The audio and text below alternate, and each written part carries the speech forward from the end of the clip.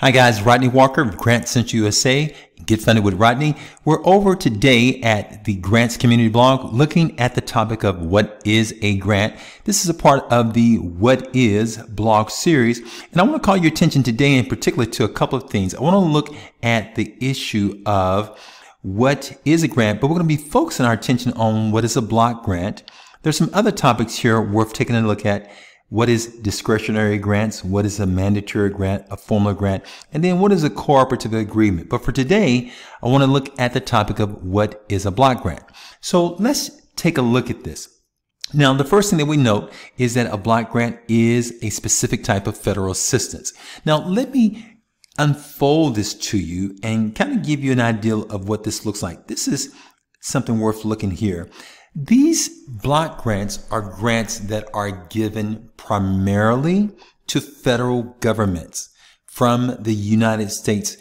And these grants are coming from our lawmakers. So our lawmakers are basically determining various laws, and then they begin to appropriate funds to help to carry out those laws, to help more good ideally to happen in our communities. So there's funds that are set aside to help make that happen.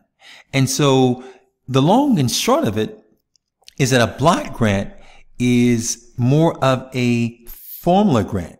So every state, or it can also be given out, as we see here, sometimes to different parts of the state or even local government, and even like community development block grants for various cities as well as counties. But most of the time, it's going straight to those federal governmental agencies.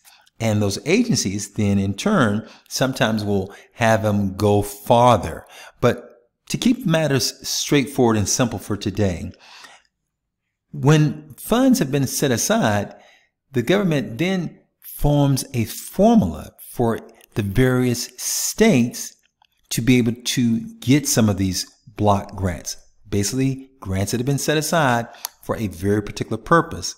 And the particular purpose, in this case with a block grant, has broadly defined functions.